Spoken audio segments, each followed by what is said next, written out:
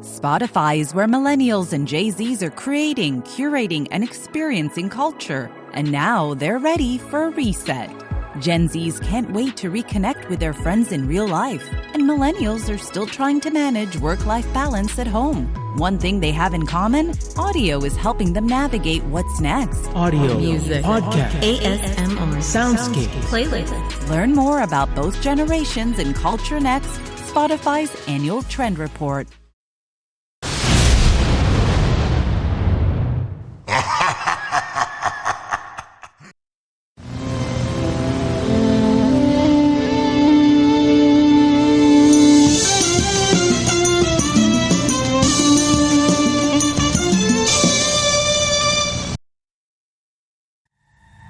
Friday night. That means it's time for the Don Tony Show.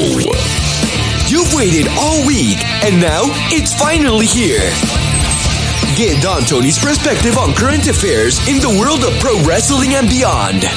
And now, your host, the man, the legend, Don Tony.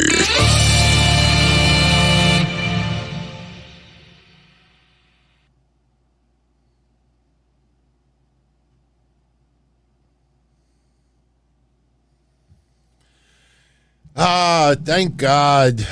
Thank God. Hey, listen, let's not cut AEW too short here. AEW came back with fans a little bit sooner. But WWE, being in our homes for decades and decades and decades, it's the staple mate as far as us being wrestling fans. Man, does it feel good to see this again. Seriously. Man, did it feel good to see this guy again. I know. We're supposed to hate him. The evil Vince McMahon releases people cold, blah, blah, blah, blah, blah, blah. Where have y'all been? Look, I think we all realize now Vince McMahon's health is not what it used to be. In fact, I think there's a lot of topics of conversation that are always kept on the hush-hush out of respect for him. I know this sounds ridiculous, but I actually do dig the Hall of Fame. I wish this son of a bitch would go in the WWE Hall of Fame just so all the fans that are live in attendance at the Hall of Fame ceremony could thank him. It was always on my bucket list to one day, walk up to him and shake his hand and thank him. I'm still envious of Vinny G from back in the Hotline days that got to meet Vince and the whole family simply because he dressed up like Michael Jackson. And I know some of you out there have already seen those photos plenty of times. But, look, I don't push the vaccine on anybody. I got it done in February. I'm still standing. I know a lot of people who got it done. They're still standing. And yes, this virus is going to stick around for a few years. But enough people have been vaccinated that we can finally go back to this. And let's also be honest for a minute. It's like a relationship that has a sour breakup. If you look at the WWE product for the last couple of years, a lot of people complain. Remember, Roman Reigns, his current character, was given birth during this pandemic. So a lot of things changed since March of 2020. But just like a relationship that goes sour, if you don't talk to that person for 495 days, and then you bump into that person again, for some reason they look a little bit extra sexy. They seem a little bit nicer. A lot of things seem to wear off, and you say to yourself, do you think we can possibly reconnect?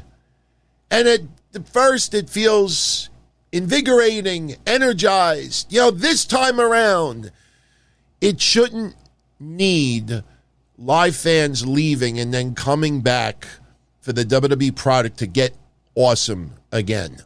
However, see, I try to be very realistic on these shows. I enjoyed Thunderdome. I had a ball. You don't know how much of the little kid inside me marked out that the last ever visual that you'll have on Thunderdome, seriously, the last ever visual, the last ever match, the last ever pin, somebody in WWE decided, let's put Deli Man at ringside. Let's put the old fart front close and center. 2 hours and 55 minutes of Raw. I'm positioned behind the announcer's table. But the last visual going off the air, you see this. That's a little kid in me coming out. It's a little kid in me coming out.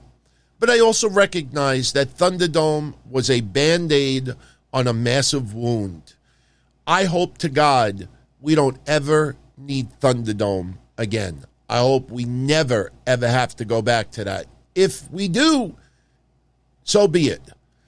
But obviously, that was an audible during really dark times. So WWE pulled back. They held back on returns. I know, since I've been doing it since 97, I pat myself on the back a little bit too much. It does rub people the wrong way, and I apologize for that. But give me a little credit for this. Back at WrestleMania time, I came up here with Mish, and I said, SummerSlam is truly going to be WrestleMania this year. Yeah, I know it was the pomp and circumstance for WrestleMania, but that was kind of like a test of getting back to normalcy. And back then I said, you're not going to see major surprises on Raw. What did we get the night after WrestleMania? The Viking Raiders return? No major surprises on SmackDown. Becky Lynch held back. Sasha Banks held back. Finn Balor held back. And others, which WWE will surprise you with. And I am not complaining at all. Because why would you shoot these bullets, pun intended, without a live audience there, without ticket sales? Forget the people last year that actually tried to convince you that WWE was not going to go back to house shows ever again. Forget all that. Forget, just the feeling of that.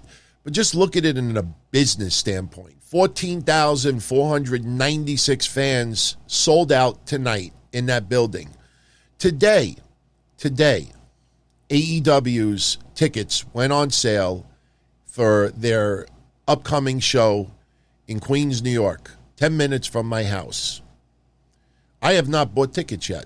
First of all, I admit I'm a little insulted that I reached out to them 3 times because I wanted to buy 100 tickets and nobody responded. Nobody responded to me in Chicago. I don't ask for much. I don't ask to get special privileges or anything like that. I'm doing this shit since 1997. You would think, all right, that guy, he's still around. Nothing. So I didn't buy my tickets today, but I did go on Ticketmaster just to see how the tickets were selling, and they're selling phenomenal. There were 2 tickets in the front row, $4,000 with fees on Ticketmaster's website. 4 G's for 2 tickets, front row. I'm not going to criticize anybody who spends that money. If you got it and you want to spend it that way, I nor anyone else should tell you how to do it. If you put your pennies in the bank and you decide you want to get laid in a whorehouse, all right, sure, that's a health risk, but if that's what you want to do, so be it. If you want to take your money and you want to give it to Corbin, by the way, that is not a real donation page. If you go to CorbinFund.com, first of all, you probably won't get through right now. It probably crashed because that was just set up as a web page, one page. But if you are able to get through, that's what it looks like. And it's not a real donation page. When you go on there, all you see is a picture. That's it. That's it. You know, people do that. They set up websites and all it is a picture on it, an advertisement. It's a storyline. But, hey, you spend all your money. You worked hard for it. You do whatever you want with it. Seriously. You spend it however you want. But, you know, the point is, you see all these live fans back. When you see 20,000 for AEW, forget the energy for a minute. Forget how that feeds off to the wrestlers and the wrestlers want to do even more. Forget the feeling of normalcy, the excitement, the happiness. Think of all the money that's being made. Think of the millions and millions of dollars that are being made off of one show. We didn't even talk about merchandise, food, sodas. I mean, you know, I had the privilege to be involved in a couple of indie shows making money. Match Maniac, Frank Goodman, gave me the privilege for 3 or 4 shows, really 3, to contribute, invest, and make money. And when you actually dissect the wrestlers' salaries, the hotel, the insurance, the permits, the licenses, you know, the merch, everything that you want to do, and you start adding on paper, and then when you see those ticket sales going through, and you see 500 tickets sold, you see 1,000 tickets sold, you see 1,300 tickets sold, you're like, wow, this is pretty cool. Pretty cool. So the live energy is awesome. I love the crowd today. But on a business standpoint, this is the lifeblood. This is the lifeblood of wrestling. If it wasn't the lifeblood of wrestling, then why is every promotion running as fast as they can to try to get live fans back in attendance? Because they know that for those 500 plus days, and even more in some promotions cases, that fans, they're just craving for something that gives them joy, gives them entertainment, and gives them a sense of normalcy. I'm telling you. So I love this tonight. And look, I got a lot of DMs and emails tonight, and I understand why you all do that, because you don't want to tweet it publicly and then get a whole bunch of people jumping down your throat. You don't do it on Discord because a lot of Discord pages are just flat out toxic, especially if you're not a normal, regular person commenting. God forbid somebody new says, hey, everybody, and just flat out buried with bullshit posts to basically say, we don't want you here. I fucking hate that shit. I hate it with a passion. But a lot of you out there reached out to me today and said, DT, Edge's pop when he came out, authentic. Liv Morgan's pop, surprising, but authentic. Roman Reigns' entrance, surprising, as far as how the reaction was. You would think one way or the other. And look, people ask me point blank, did WWE enhance that sound tonight? I'm going to answer it like this. Tonight, I don't care. I don't care. I will say, if you watch the show, there's a couple of points where you'll feel a little bit confused, where you'll hear loud, loud, loud boos, and you look at the crowd and they're like this. I don't know too many people that go, boo, or yay, yay, yay, fuck you. There was a couple of points that it seemed a little bit odd. I don't care tonight. I don't care. This is the start of that feeling of normalcy. It resonates with the fans. It resonated here at home with all of us. It resonates with the wrestlers. We had a fun episode of SmackDown. Little bit extra, obviously, with the return of live fans. We got Money in the Bank this Sunday, which should be a fun pay-per-view nonetheless. No, I appreciate everybody. Seriously, I thank you. I thank you. You know, because it's true. It's true. You know, but Who cares, man? Who cares? What? So it sounds like 20,000 people cheered instead of 10,000? Come on. There was nothing WWE was going to do that was going to overtake the actual reactions tonight. So, honestly, I understand why some people at some points were a little bit confused. I don't care. I just enjoyed the show. I didn't tweet fuck every 5 minutes about it. I just sat and I enjoyed the show. I liked it. For 2 hours. And again, I know this is unpopular, but you got to give AEW credit as well. AEW Wednesday for 2 hours, I forgot about COVID. Their last pay-per-view for 2 hours, 4 hours, I forgot about COVID. Tonight, I honestly forgot about COVID again. So tonight, we're going to recap SmackDown. There's no recap that I could give you that replaces actually watching it. If you did not watch SmackDown tonight, watch it. I honestly think you'll enjoy it. Even if you're not the biggest WWE fan, tonight I think you'll enjoy it. It was a fun show. Good lead in for Money in the Bank. Little surprised we didn't get Raw wrestlers, trying to invade and start beating up on some people. Interesting that they held off on returns of some other wrestlers who have been out. But when I get to my predictions, you know me, I always like to throw audibles out there. And I'll tell you this. They filled the last spot in the women's Money in the Bank match today. Now, I talked about the other day. Sasha Banks does not need to be in the ladder match. She can get a feud with Bianca Belair simply because of WrestleMania. And trust me, after the ESPYs, their feud is going to rekindle. Absolutely. They could have had Becky Lynch come out today as a surprise and get the last entry.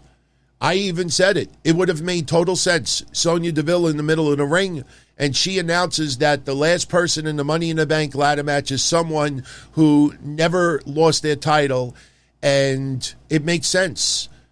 Becky Lynch gave her title to Asuka and relinquished it because she was pregnant. Becky Lynch being in the Money in the Bank match would be her opportunity to get an opportunity. But I'll throw my audible now. I'm going to repeat it on the predictions, but I'm going to throw an audible now because that's how I roll.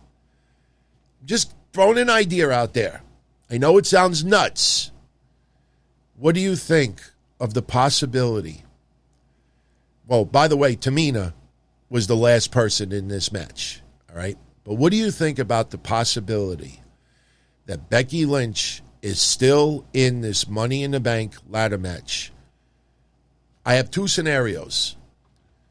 Asuka sees Becky Lynch at Money in the Bank and says, "You gave me the championship. I'm giving you my spot." Becky Lynch gets the entry in the Money in the Bank and wins the briefcase. That's my first scenario. My second scenario is that Asuka wins the briefcase, and then Asuka gives the briefcase to Becky Lynch, gives her the opportunity. Something tells me one of those two is a possibility. I don't think it's that far-fetched. It's just me trying. Okay, look, anybody that dislikes it, I totally respect your view on that.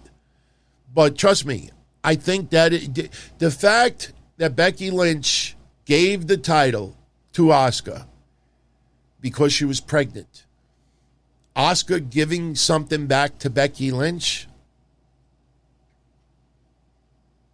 I don't think it's a bad idea. I don't think it's a bad idea. Now, Asuka not being in the match, I think would piss some people piss them off. So maybe you keep Asuka in the match, let her win the briefcase, and then Asuka gives it to Becky Lynch. So,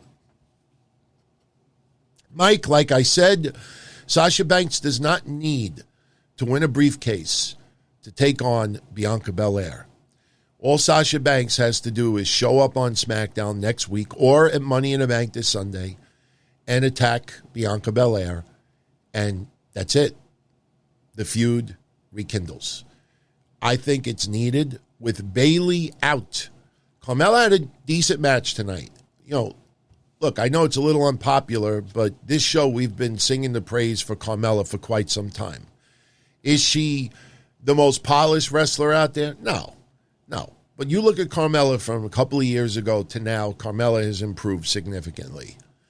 And she actually had a decent match tonight with Bianca Belair. Unfortunately, though, that's not enough. You need a huge heel. And one thing is for certain. If anybody out there that thought that Bianca Belair may not be as over with the fans as you think because her SmackDown career has been stale, as some people call it. We're in the middle of a fucking pandemic. I mean, it's rare for somebody to shine unbelievably in the middle of a pandemic with Thunderdome and everything going on. Tonight, WWE got the exclamation point that Bianca Belair is tremendously over with the fans. That's why I think a heel Sasha Banks, since Bayley is out with the injury, I guess knee surgery, blew out her knee, 9 months, somebody needs to take that place. I don't think anybody in NXT could do that. I still feel Sasha Banks is the one. Now, speaking of NXT, been telling you this for 6 weeks. Give Mish a lot of credit as well. You got the Nick Khan effect tonight once again. Now, we haven't seen it yet, but tonight, Davey Boy Smith, he's back with WWE. He wrestled as Harry Smith. He teamed up with Austin Theory, and they beat Odyssey Jones and I think Zion Quinn. Is that how you pronounce his first name? He used to be Daniel Vidot. Also tonight, Xia Li beat Aaliyah. This is the Nick Khan effect continuing. Why can't we have some NXT stars wrestle at a WWE event? Whether it's a dark match, main event, somebody shows up on SmackDown, on Raw. Why not? Why not get a little bit extra exposure?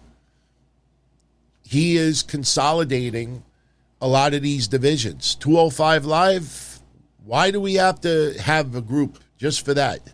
Why can't we use someone from here and someone from here and someone from here and someone from here? Mandy Rose back in NXT. Let's see. I have a weird feeling that she may actually be on Raw again. Maybe not for long. Something needs to give with her and Dana Brooke. But look at Bronson Reed. Bronson Reed, just by that one main event match and the one match that he performed in front of WWE officials, he goes back to NXT this week, and he's trending on social media. If he didn't have that one main event match and that one match he wouldn't have gotten that much attention. So I like it. I like that they're using some other wrestlers. That doesn't mean Xia Li is making a jump. Could. Doesn't mean a lot of these people are making a jump. They could. They could. I like it, man. I like it. It's smart business. Smart business. You don't have... I wouldn't be surprised if the grizzled young veterans soon be on a main event match or a dark match. You got people that you're not using as much. Look at Xia Li before the stuff with Mercedes Martinez. She was off TV for 8 straight weeks. 8 weeks. Why? Why? The rich and powerful want us to think the economy is a line on a stock market ticker. That's wrong. The economy is powered by us. It's what we create, what we buy, what we need. President Biden has proposed bold public investments in jobs and families, but more is needed. We need housing, healthcare, caregiving, action on the climate crisis, and millions of good-paying jobs. This is our moment to finally unlock prosperity for all of us. For more information, go to prosperus.org. That's prosperus.org. The rich and powerful want us to think the economy is a line on a stock market ticker. That's wrong. The economy is powered by us. It's what we create, what we buy, what we need. President Biden has proposed bold public investments in jobs and families, but more is needed. We need housing, healthcare, caregiving, action on the climate crisis, and millions of good-paying jobs. This is our moment to finally unlock prosperity for all of us. For more information, go to prosperus.org. That's prosperus.org. So anyway, before we go any further, if I can make one criticism about tonight's SmackDown, and I don't know if you all agree with me. And by the way, we're doing a contest tonight. Yay! Everybody here live is part of the contest. I was going to do where you posted it in the comment section after the show because obviously, a couple of things happen as a result. By posting your comments, the more comments you post, the more YouTube's like, hey, there's a lot of interaction going on over here. Let's recommend that show to other people. But I was like, you know what? Tonight, everybody who tunes in live, hanging out with me tonight, you have the opportunity to win something. And I looked into my box of toys, and I came out with this. Since Finn Balor made his return tonight, someone tonight will win that autographed NXT card of Finn Balor. It's limited to 50. I checked eBay earlier today, and there's only one up there limited to 50 that is selling for $149. I don't know if that's his rookie card. I don't remember if 2016 was his rookie year, but someone tonight is going to win that card. What you do with it is up to you. Unfortunately, someone tonight that's going to lose will get the Alberto El Patron card instead. No, I don't think anybody wants an Alberto card right now. I put it up there like, yeah, the loser's going to get an Alberto card. So, how do you win that card tonight? You will have to type something in the chat room later on. Just got to type something in the chat room. Don't do it yet because it would be totally unfair because, it's going to be the first person that gets something right. So, when I announce it and I say, all right, ready, go, that's when you all type it. So, what you might want to do is once I announce what the question is, and I know some of you know what it is already, in your comments box, just be prepared to have it already typed up. This way, when I say go, you just hit enter, and you'll be submitted as quickly as you can. So, someone will win. Someone will definitely win that tonight. Look, if you throw it up on eBay, I won't be insulted, man. You do what you want with it. You want to keep it? You want to take the money? Donate it to Corbin? Do whatever you want with it, man. So, tonight, we'll discuss SmackDown a little bit. We'll do predictions for Money in the Bank. We will do predictions for Slammiversary. Yes, Slammiversary is tomorrow. Unbelievable, the lack of promotion for that. And I went on a rant yesterday. I don't understand Impact Wrestling with this. I mean, I do understand it. AEW's got him by the balls. Oh, you want to do some work for us? No problem. You're going to have to do this, and this. And we don't have to publicize your shit on our show at all. Oh, what do you think about Rich Swann and the Motor City Machine Gun showing up on Dynamite? That would be so cool. They could try to jump the guardrail, and security could pull them away, and it could be a big pull apart, and all the small group of AEW fans would be like, holy shit, or this is a... Nah. Sami Callihan, he's unhinged. Sami Callihan could just try to cause chaos and disrupt the whole... Moose, he's going to have the match with Kenny Omega. Why don't we just have Moose show it? Yeah, we'll do that. But no fans in attendance. Man, Impact Wrestling got the shit end of that stick. By the way, I think Chelsea Green will be Matt Cardona's tag team partner. But wait, she just signed with Ring of Honor. I think Impact Wrestling needs to do a little bit with Ring of Honor, do a little bit with NWA. Why am I doing this with my fingers? Do a little bit with MLW. Do it with those promotions. Seriously. You're not in competition with AEW. You're going to get more even-sided publicity and promotion. AEW showed up and did all this invasion stuff with the Tony Khan commercials and everything, and their ratings went down. What does that tell you? Anyway, enough. SmackDown tonight opens up with Vince McMahon.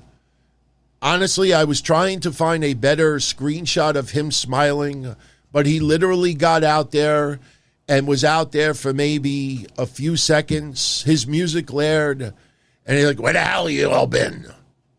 And he turns around and just walks off. Everybody's like, that's it? That's it? Vince McMahon is not the man he used to be. Whenever we see Vince McMahon, it's either pre-recorded sit-down interviews. So if it doesn't come off really, really polished, take 2, take 19, take 47. Or he's hugging someone in the back after a pay-per-view. That's all it is. It's just hugging. It upsets me. It upsets me that I've been a wrestling fan since 79, and to think back then Vince McMahon, only knowing him as Junior, and then him as a commentator, watching those George the Animal Steel matches, and every time at the turnbuckle, the eyes, the ears, I fucking loved Vince McMahon on commentary. I'm one of the few that loved this shit back in the day. Then, my God, we're fast forwarding like 40 years. No, I'm exaggerating, but, the Mr. McMahon character all these years. To see him now, bags of in his eyes like this, and when he's doing this strut, it's probably like in his mind, it's like, It's sad to see your favorites get old. It's sad to see people become mortal. It's sad to see people become fragile and frail, but that's just what life is. So it was nice to see Vince. But when Vince makes these very, very short appearances, it's not, it's not about me. It's about the show. It's about all of you. No. People fucking love it. It's what we have left. It's what we have left. But it was nice to see him today. The evil Vince McMahon that everybody hates, but they pop when he comes out with his music. So it was nice to see him. Where the hell have you been? And he walks off. Roman Reigns comes out with the Usos, and we find out very quickly that 6-man tag match was going to be the opening match for SmackDown. I loved it. Tonight gave a very special feel to it. No, it shouldn't have closed out. So I don't care what would have opened it, what closed it. Tonight was a fun show. Fact that a lot of you may not even be aware of. Dominic Mysterio tonight. This was the first time in his WWE career that he's wrestling in front of a live crowd. I don't know if a lot of you knew that or maybe thought about that. Go back to the very beginning before Edge's music even hit, when Edge came out for the match. You look at Dominic, focus on Dominic. Tears in his eyes, very, very emotional with the fans at ringside. I know this sounds a little bit unfair. Oh, wait. I totally got off track. I said if there's one thing that I could have criticized with tonight's match, well, let's finish Dominic first, because I think he deserves a little love. Go watch that and see that legit emotion and where he is gone and how good he is, developed. And he's a tag team champion right now. So I know this sounds a little unfair, but of all the WWE wrestlers that performed tonight, the one I felt the happiest for was for Dominic Mysterio, to be honest with you. Now, I do want to say this. This is just my opinion. If there was one criticism that I can make tonight, one. And as I said before, I understand why a lot of you don't say these things public, because, there's a bunch of people just literally drooling, waiting just to shoot you down or put you down. If there was one thing that annoyed me tonight about WWE SmackDown, was this. Nothing. Zero. Nothing. This is just my opinion. You know, when someone dies, it's sad. It's sad. Especially when you see over the years so many people that you watched when you were a kid passing away. Your whole childhood heroes, the people that entertain you, you see them with gray hair. You see them, their muscles, like their chest muscles are hitting the floor. They look like saggy tits. People can't even be able to walk. It's sad. It's really sad. But, when someone dies, it doesn't have to be sad or all sad. It's bummer. It's depressing. As I said yesterday, you know, when some people are like, I'm going to miss Paul. Why? Was he podcasting? Was he making appearances? Was he showing up at shows? You know, I understand why people do that. But the fact is, you know, when someone passes and they're out of their pain, you know, it's time for celebration. I don't know how many Italians out there do this still. I don't know how many of you non-Italians out there do this. But this is true. This is 100% true. Personal about me. When family members of mine have died over the years, after the final viewing in the funeral home and the mass and the burial, after the burial, if any of you out there that are Italian, that know where I'm going with this, write it in the chat room as I'm saying this. What do we all do right after the burial? Do we sob and go home? Do we go back to work? No. We all go out to eat. We go to a restaurant. And every single person in my family who has passed over the years, after the ceremony, we go out to eat. And everybody celebrates that person. And we laugh. Sure, tears are still shed, but we laugh. And we have fond memories, and we tell stories. And I never knew that. Oh, my God. It's a celebration. Paul Orndorff passing should not have been looked at as, oh, too depressing. We can't show that. This is energy. This is positive. We're back to life fans. No, we can't bring everybody down with somebody dying. As much as WWE once in a blue moon shows love to yours truly, I got to be honest with you. Tonight, I thought that was very disrespectful on their part to not pay any tribute for this guy whatsoever. People, you know, you show highlights. We celebrate.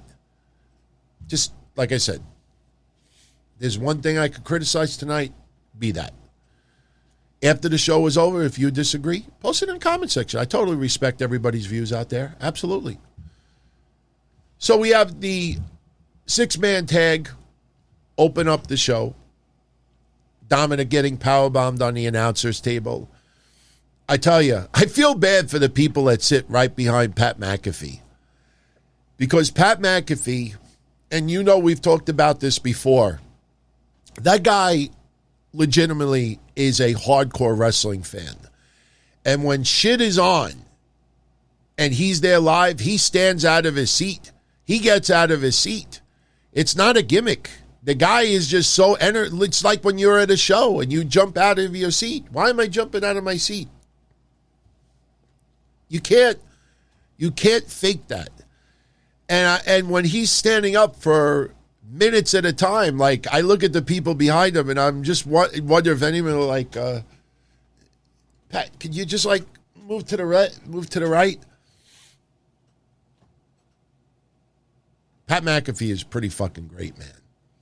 I mean, it's a shame what happened to Adnan Virk, but he didn't fit in. I know people wanted to give him a chance, and I know we were respectful about it, but you could tell immediately that it just, WWE was trying to make it feel like we're putting a real sports guy in there, a real baseball guy Give it legitimacy. Oh, baseball announcer on WWE. Oh, they're taking this shit more seriously. WWE at the ESPYs, that is a big, big deal. Because now you not only have sports at the ESPYs, you have sports entertainment at the ESPYs. So Adnan Virk was just that extra where they want to put that legitimate, I shouldn't say legitimate, the not predetermined aspect of sport. So we had the 6-man tag match tonight. Edge's pop, that probably put the biggest smile on my face tonight. Happy for Dominic. Loved the reactions. Happy for Liv Morgan. I don't think anybody was expecting her to get the "You Deserve It" chance. And yes, tonight maybe a little bit extra special with chants for everything, but still, who gives a shit, man? It was a great show. But Edge came out to an insane pop. And you couldn't fake that. You couldn't pipe that shit in. Trust me. I don't think WWE would have speakers loud enough to overtake 14,000 people erupting on there. Big shout out to everybody who is live, by the way. Thank you for spending part of your Friday night with yours truly. Don't forget, Sunday, right after the pay-per-view, I'll be here live discussing Money in the Bank. I will be opening the phone lines. We're just talking Money in the Bank Sunday. So if you want to call in and you have something specific that you want to talk about, by all means, you'll be able to call in. And if you have other topics, Monday I'll be back with Mish, and Monday we'll be taking some live calls as well. So tomorrow I will be doing the Q&A for our channel members. Mike, calling Edge's pop the pop of the year, when other than WrestleMania, this is just the first show back with fans. Relax. It was an awesome pop, though. It's one that we'll remember. You know what's so great about it? He's an older guy. He's a Hall of Famer. Never thought that he would be able to wrestle on this level ever again. And this younger generation of fans that never really got to experience Edge on a full-time basis have embraced him. That's why I never, ever criticize anybody signing anybody simply based on their age. Let's see what they can and cannot do. Let's see, what they bring to the table. Not everybody needs to go this route. It's even like the Goldberg stuff. I actually saw a website today. I don't want to say who it is. I try to be a little bit more respectful by not bringing people's names up as much. There was one site, and I know a lot of you know exactly who it is. You want to type it in the chat, go ahead. There was one website today that wrote this long fucking blog, and the topic was, Goldberg is not the answer for WWE.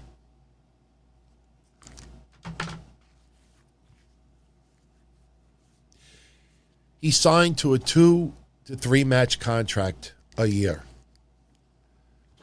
What in the blue hell are these people talking about?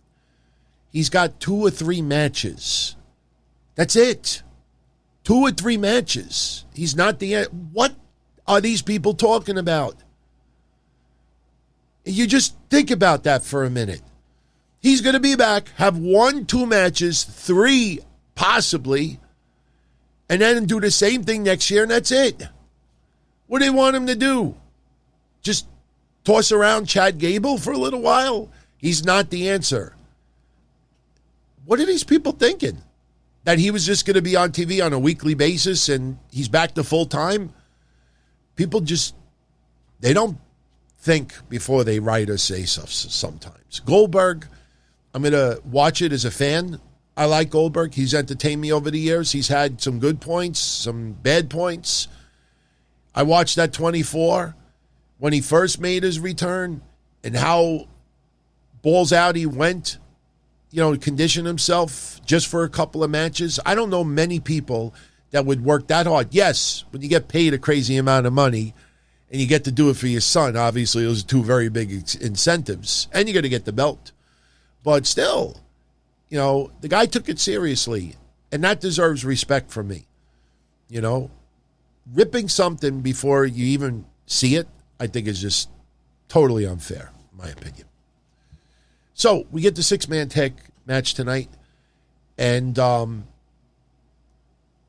they announce that the kickoff show for Sunday, there's going to be a tag title match, the Usos versus the Mysterios for the tag belts. Now, I know a lot of you are still saying, what is WWE going to do about Jimmy Uso? I think you're pretty much seeing it. Does it feel like he's off TV? And when something that serious gets in the way, even back in the day when you had wellness suspensions, think of Rob Van Dam as a great example. Rob Van Dam, when he got pulled over with Sabu that time, he was the WWE champion and the ECW champion. They didn't, the next day, take ramifications. It took about a week or so. He ended up dropping both belts. Made a mistake. Paid dearly for it. I think WWE's version of ECW, pretty much got a bunch of extra nails in the coffin at the time because of RVD and his screw up. But, you look at it now and it's like, all right, Jimmy Uso, he got pulled over again. This is not the first time. There's video of him getting angry at a cop. There's another one where he was found that, like, Jimmy Uso, it seems like he's got a problem. But WWE has chosen to keep this guy on TV. I don't think they're winning the tag belts Sunday. But could you imagine, especially social media, how much toxicity is going to be in the air if Jimmy Uso is rewarded with a tag team championship title after this happening? I don't have an alcohol problem. I don't have an issue with that. I just can't picture, we'll put you in the main event. We'll keep you in the main event. We'll put you in a tag title match. We'll give you the belts. That'll keep your mind off of your next drink. Now I heard. I have no proof. I'm looking into it. But I heard that what was reported on Jimmy Uso's arrest, it might have been a little bit of a technical clerical error in some of the information that was made public. I don't have anything to substantiate that. But if any of you out there that have followed me for decades, usually when I get information, I always do my research, but usually if I get information, more times than not, it ends up having a little bit of credibility behind it. So who knows? That could be one of the reasons why it feels like WWE is not doing much of anything towards Jimmy Uso. No question he was drinking and driving. I mean, they're not going to determine later on, no. What was on his breath was just it was an alcoholic flavored cert. It was a pina colada cert. No, he didn't blow. He sucked. Of course he had alcohol in his system. But tonight, Roman Reigns and the Usos get the victory on Rey Mysterio, Dominic Mysterio, and Edge. And yes, some people were a little bit baffled by that, especially going into the pay-per-view. But after the match is over, we got a lot of physicality. Edge with some spears, Roman Reigns with the Superman punch, a lot of chair shots being made. And then you had Edge once again with that bent bar putting that submission move on Roman Reigns. Now, when Michael Cole says, could that happen on Sunday? No, because he'll get disqualified. I don't think it's a no DQ match, is it? But, the afterwards, the beatdown afterwards, was just to intensify what is going to go down on Sunday. Now, Edge was interviewed in the back later on by Kayla Braxton, and Edge's voice is gone. He's very raspy right now. But the main event, the crowd was off the hook. It just, everything about it was just fun. And it really set up this Sunday extremely well. Yeah, Chris, look, like I said, I don't want to stick to the Jimmy Uso topic. But, we can't just paint a broad brush with that.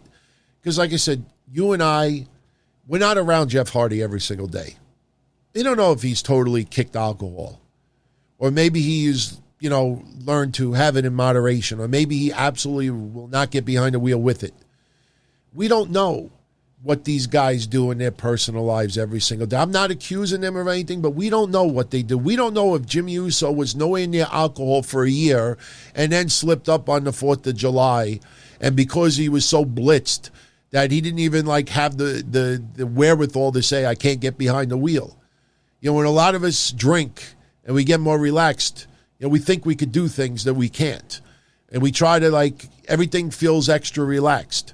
Trust me, when someone is pissed drunk, they don't have their smarts. I'm not making excuses, but the thing is, we don't know what Jimmy Uso's drinking habits were over the last year or so. 2 years since what happened. It was 2 years to the day.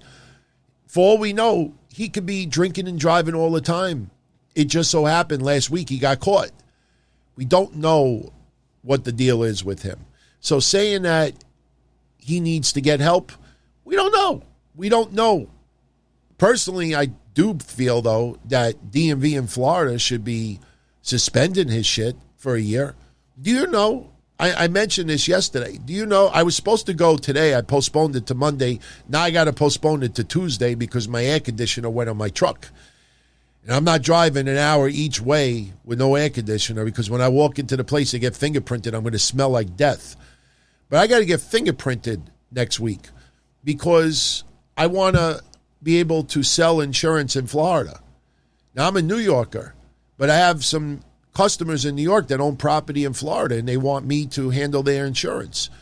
So I want to be licensed that I could sell some insurance in Florida. Florida requires me to get fingerprinted, background check, and all this other stuff. Just think about it. When everybody talks about all this crazy shit with gun laws or the lack of, I have to be fingerprinted, background check, and all this shit just so I could sell somebody a house insurance policy in Florida. So look at all the shit that we got to go through just to do that. And this guy gets arrested 3 times over the legal limit, even though, like I said, that might have been slightly incorrect. And they give him $500 bond. $50. That's what it costs to get a $500 bond. So Florida's got to get a little bit more stern on their laws. Take away this motherfucker's license for a year. But we don't know. We don't know. The rich and powerful want us to think the economy is a line on a stock market ticker. That's wrong. The economy is powered by us. It's what we create, what we buy, what we need. President Biden has proposed bold public investments in jobs and families, but more is needed. We need housing, healthcare, caregiving, action on the climate crisis, and millions of good-paying jobs. This is our moment to finally unlock prosperity for all of us. For more information, go to prosperus.org. That's prosperus.org.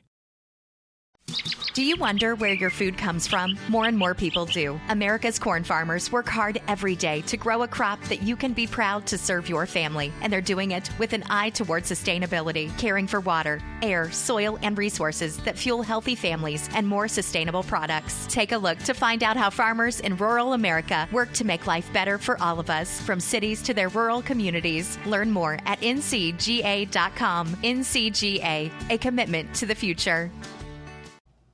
We don't know. By the way, I have to mention this, and I want to mention it just for 1 second, because I know there's enough of you out there that actually do give a shit about this guy.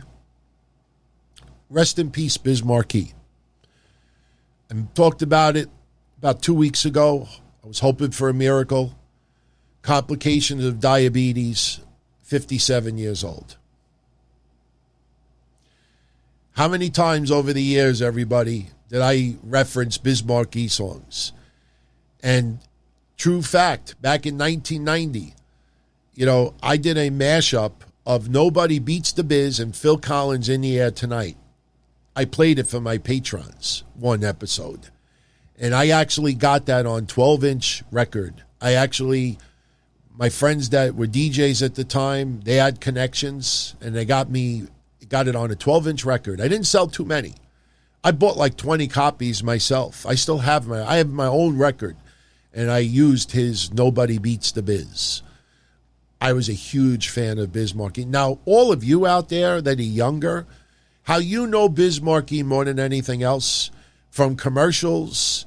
I don't know if you ever had the opportunity to go to a club when that song, Just a Friend, You Got What I Need. I'm not going to do it here, but I so loved his work growing up, and I had all of his songs. I even joke once in a while, like, hey, Ma, what's for dinner? Go up your nose and pick a winner.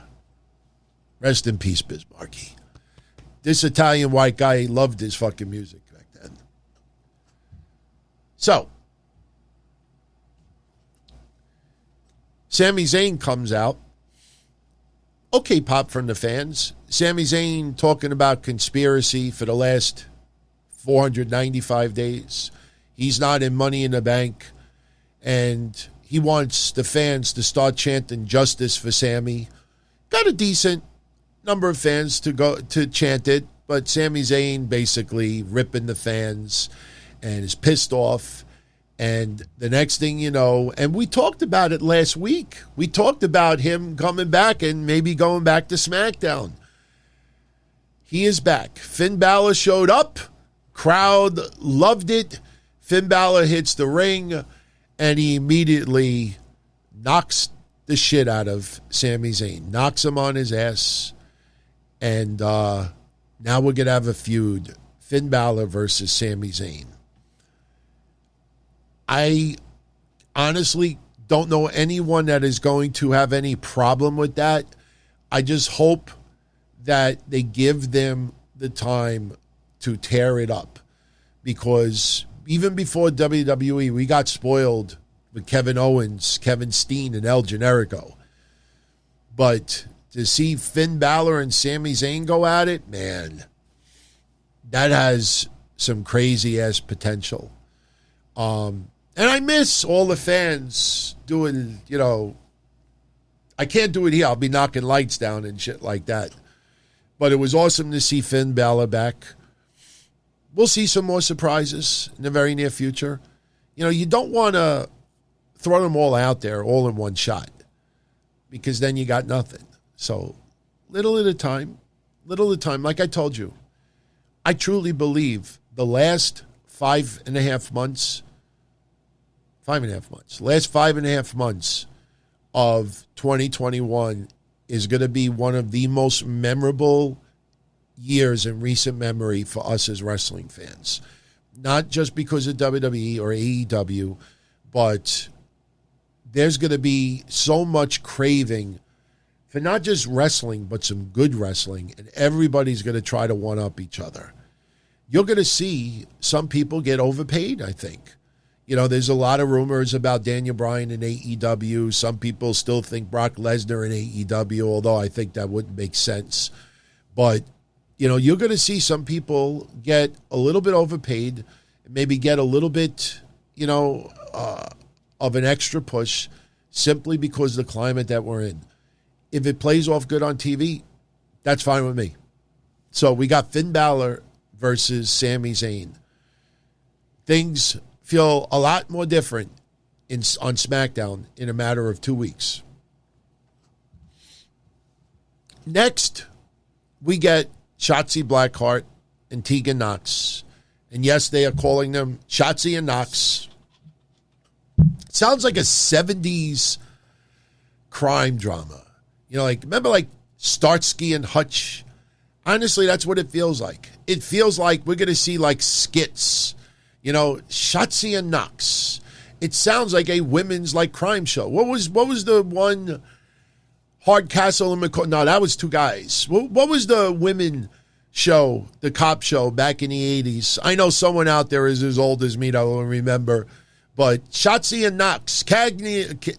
Well, you said Carney and Lacey, Dorian, but I'll correct you. Cagney and Lacey. I think it's Cagney and Lacey. I like Blackheart. Remember, I'm one of the original Blackhearts. 20 years ago, the Blackheart Sports Entertainment Hotline was in full effect. We were the Blackhearts.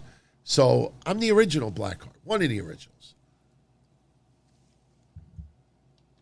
They wrestled Tamina and Natty today. Anyone feel like Zelina Vega is the new Lana?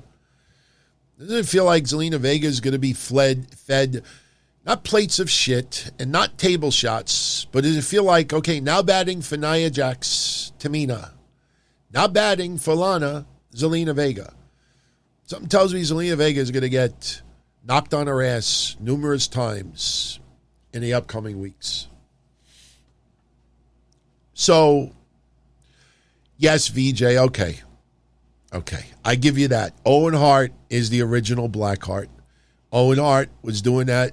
Whoa.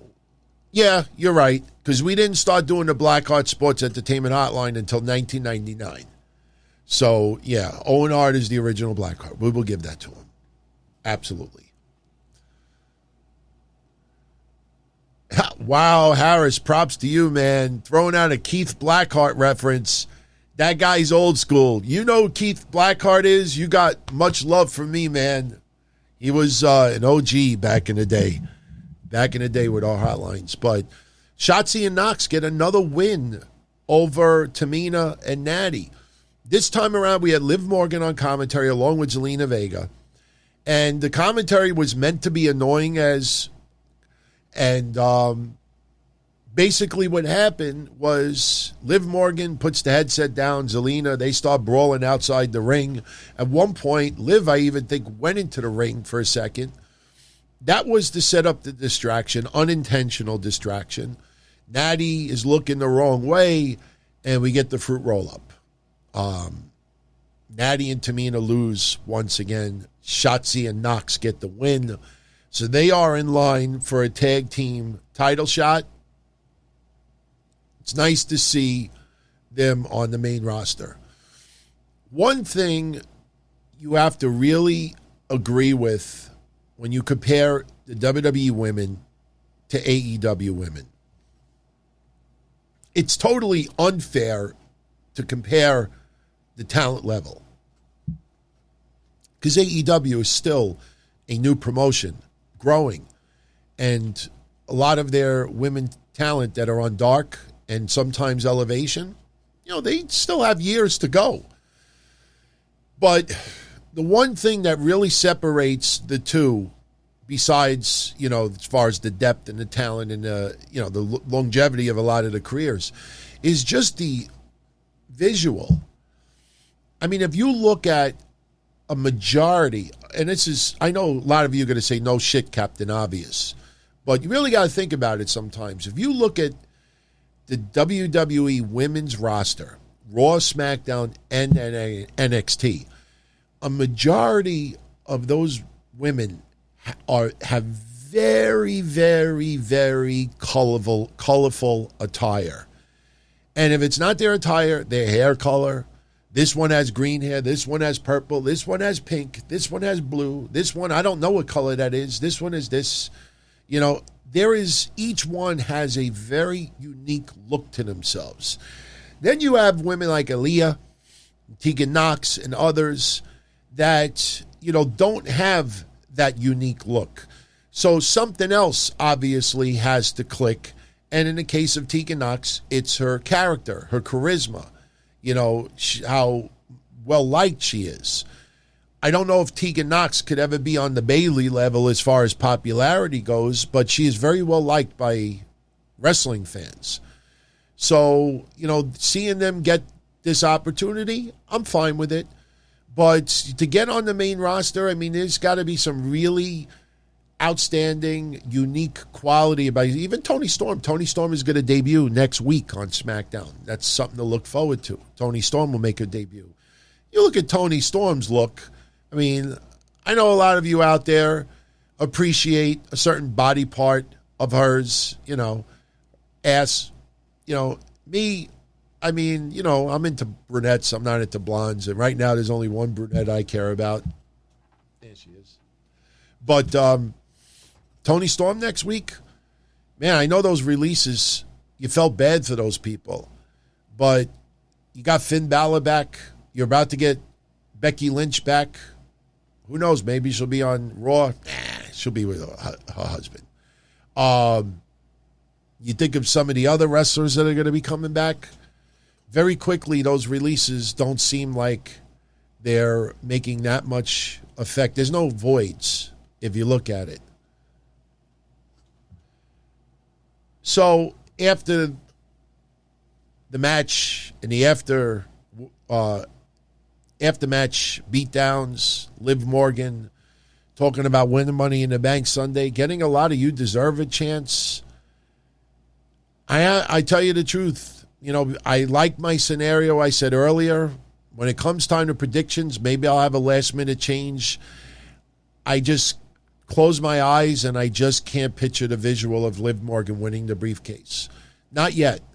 I think we just had the first show back with fans. I think let it develop a little bit more.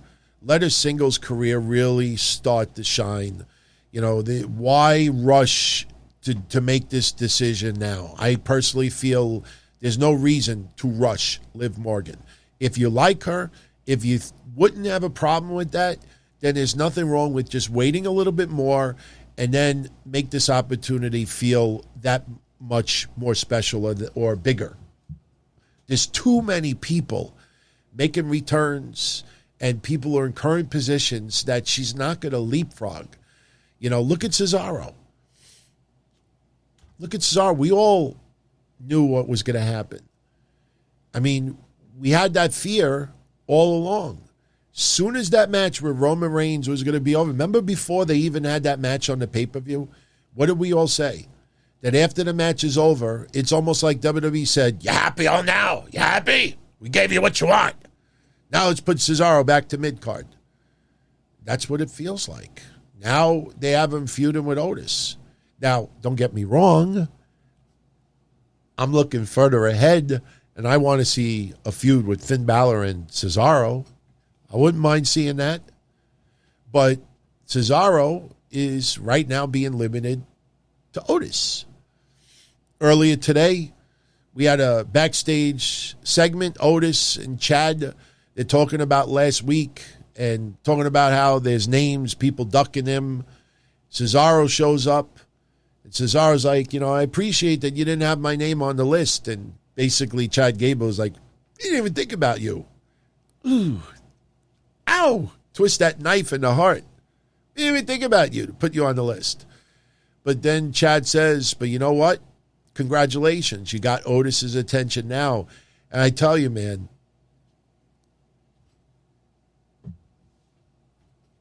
I know what everybody has been saying. And I agree with you. Why didn't they do this with Otis when they first turned him heel? Why didn't they shave the beard months and months and months ago? Why didn't they do this like really, really pissed off, almost like bully Otis? And I am total agreeing with you. Then I thought about it last week, even though we didn't have a show, and I said, well, I think I understand why. Because you do it with the live fans. If you shaved the beard 4, 5, 6 months ago, then everybody's already used to that Otis. So now with live fans back, okay, now we're going to go to the second gear with Otis. Shave his beard, make him an angry bitch, to say it nicely. And that punch that he gave to Cesaro, I mean, it looked beautiful on TV. And then he just is like, the guy's a beast. The guy's a beast. You bump into him in a store, excuse me, if you really want to, just going to go like this and you'll fly across the room. You'll be in aisle 20. So when he just pushed Cesaro back into that, random props, I mean, it looked awesome on TV.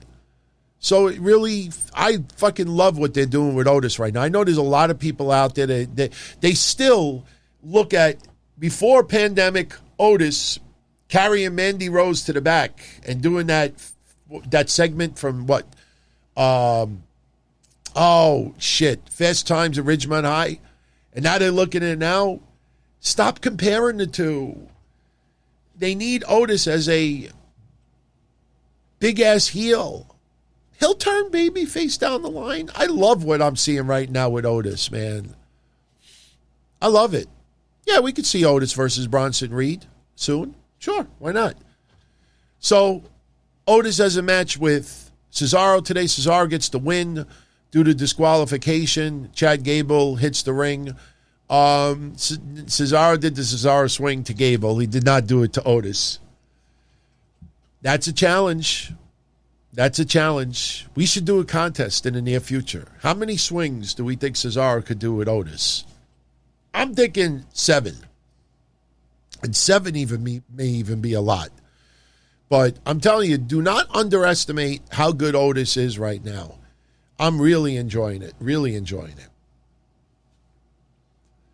Bianca Belair versus Carmella. Before the match, Dolph Ziggler and Robert Roode, tried to get Bianca Belair's attention. She ignores him. Crowd was chanting EST all throughout the match. I will continue my praise for Carmella. She has gotten a lot better over the last year or two. She has really, truly worked hard. I know, that's still a lot of people don't care for her, but she backs it up a little bit in the ring. I didn't think there was any question. I mean, of course, Carmella was not winning this belt. But they had a competitive match, and towards the end, Carmella, tried to use Bianca's hair. Not really, just holding her hair and giving some kicks. But she tries to go for the super kick. Bianca blocks it. They're trying to keep recreating that whip that Bianca did with her hair to Sasha Banks at WrestleMania. Without that, it doesn't win the ESPYs moment. That just the audible of that shot is what did it for everyone. Unfortunately, though, especially when you're wearing gear, it's got to be in the right position. Otherwise, it really does not make much of a sound.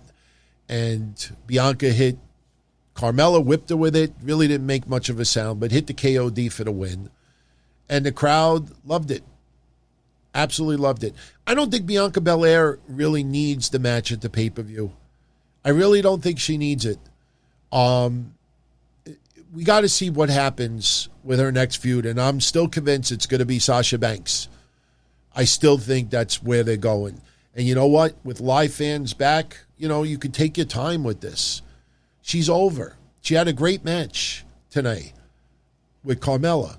So no need. The storyline with Bayley just went up in smoke.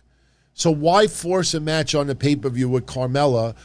I got to be honest with you. I thought that WWE did a good job for the last week making that match tonight feel a little bit more important. So she's off this pay-per-view, no problem.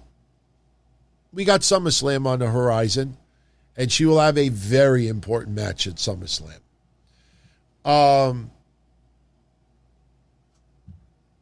Baron Corbin comes out, all disheveled. And yes, it was only a matter of time we were going to get the troll chants. Expect more what chants to come back? I don't care. It's just fun to feel that energy. See the fans having a great time. It resonates at home. But Corbin trying to get sympathy with the fans, that he's got a lot of bills. They had to get rid of the maids. If things keep up, instead of having Wagyu beef, he's going to have to eat out of a can. Now, some of you out there tonight, I saw your comments like, what the hell is Wagyu beef? I actually do have a pair of Wagyu steaks in my freezer behind me. A lot of people don't know. That is a food freezer. I have a cover over it, because I try to keep like a background and I try to keep everything, level. But that actually is a food freezer. Remember with the early episodes when I went to YouTube? I think the food freezer was over here. And people are like, what does he have, like dead bodies in that food freezer? I have not tried it yet, but it's supposed to be a really, really high quality steak. I ordered it from some steak place online, not Omaha. I don't remember the name of the company. You know what it was? Thrive Market. I ordered Wagyu steaks from Thrive Market. They actually had a pretty good deal one time. But Corbin trying to get sympathy, and he announces that he's launched a website, CorbinFund.com. Again, it's not a real donation site. He wants to raise $100,000 so he could pay off some bills. And if you go on that website, you'll see that picture. Nothing else.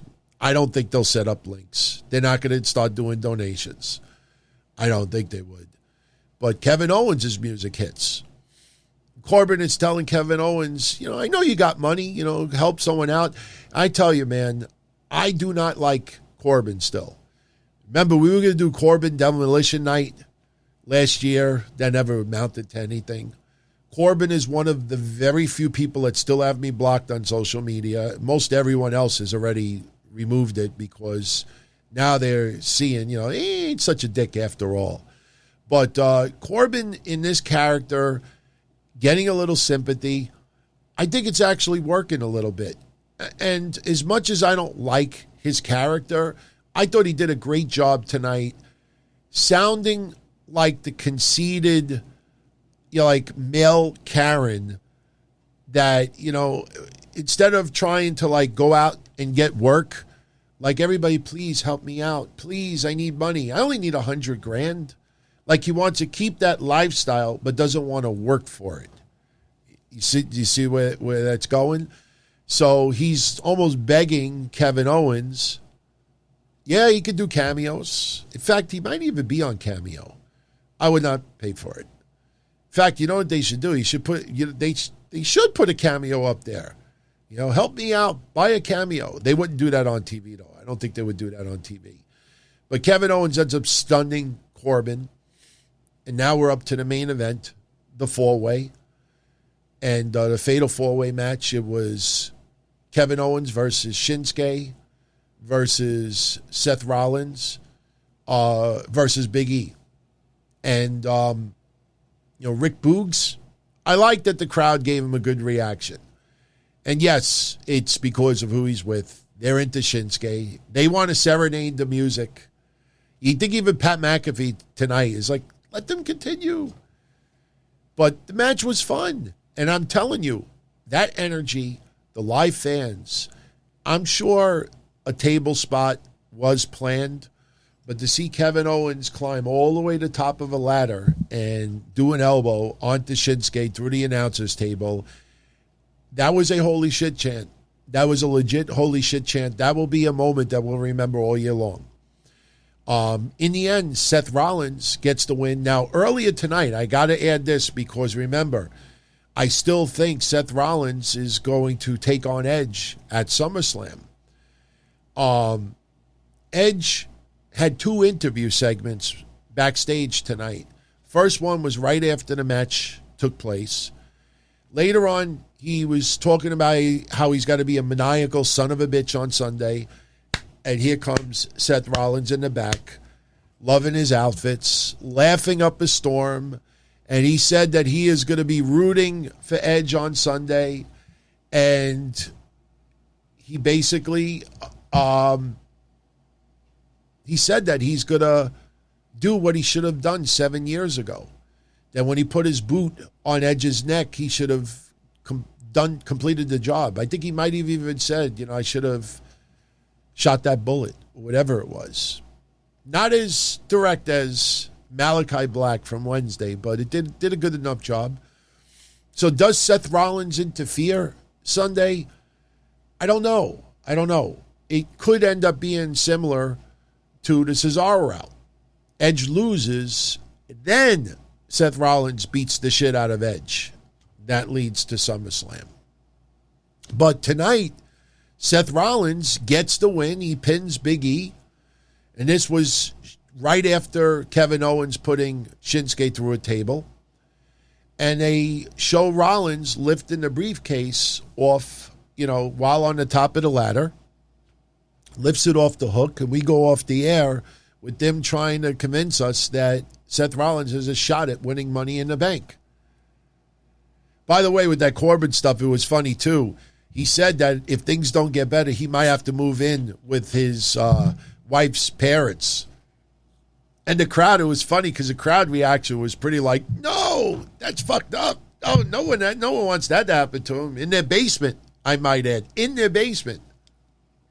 The rich and powerful want us to think the economy is a line on a stock market ticker. That's wrong. The economy is powered by us. It's what we create, what we buy, what we need. President Biden has proposed bold public investments in jobs and families, but more is needed. We need housing, healthcare, caregiving, action on the climate crisis, and millions of good-paying jobs. This is our moment to finally unlock prosperity for all of us. For more information, go to prosperus.org. That's prosperus.org. 15 minutes could save you 15% or more. My dad used to say that. Sure, yeah. It's from Geico. Yeah, whenever I would ask my dad for life advice, he'd sit me down and say, son, 15 minutes could save you 15% or more. And look at me now, a well-adjusted adult with a drawer full of plastic bags I'll never use. Okay, I'm confused. Was your dad a licensed Geico agent? Nah, he was just a real good dad. Geico. 15 minutes could save you 15% or more.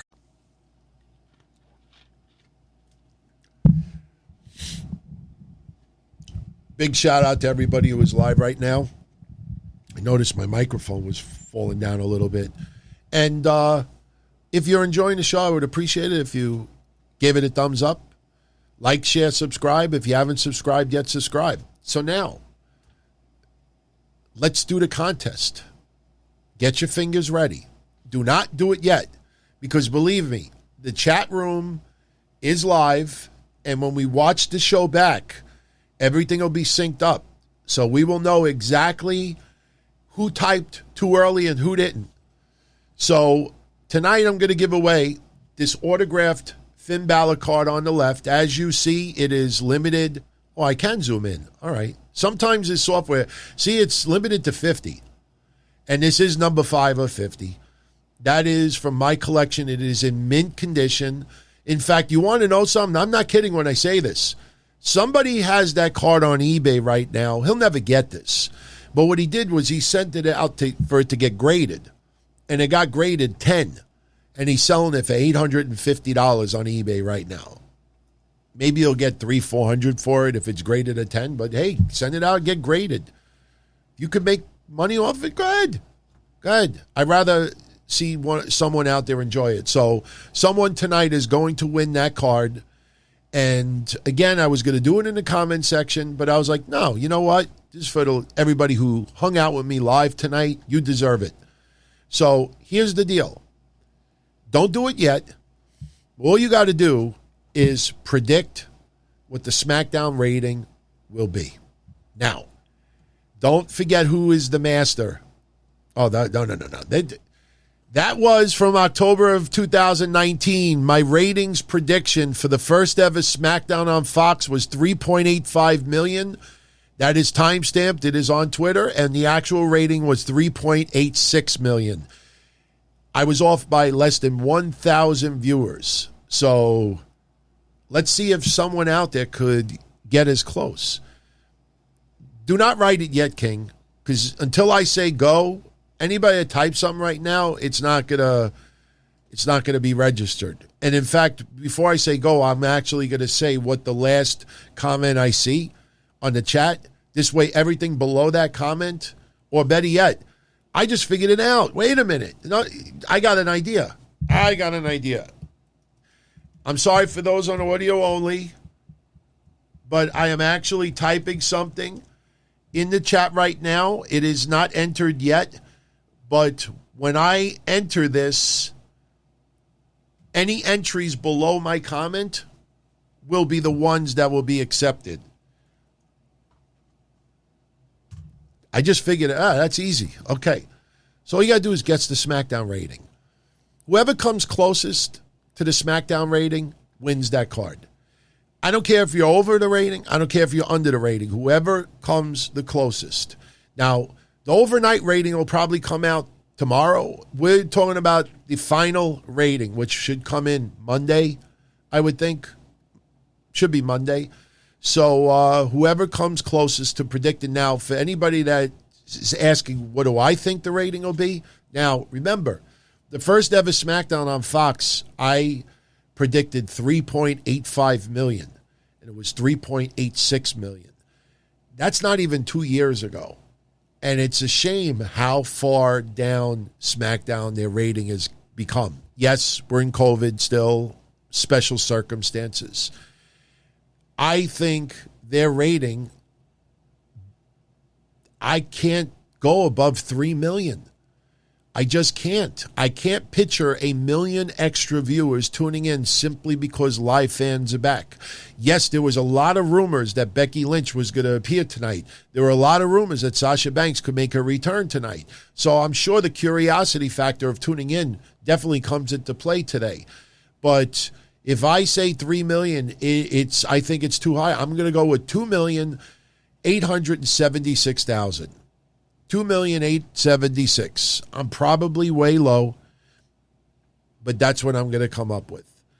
So,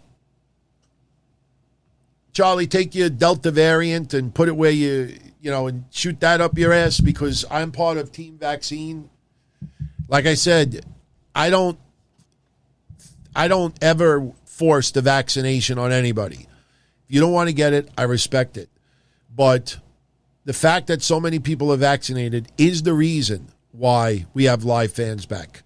The fact that so many people are vaccinated is the reason why you could go a lot of places and have a little bit more freedom. You're not going to shut down the world because 33 or 40% of people out there won't take the shot because they don't believe in it or they don't trust it. I mean, I totally understand the fears, but you got to understand something. If you don't trust the vaccine, anywhere you go, you got to be careful that you don't get sick.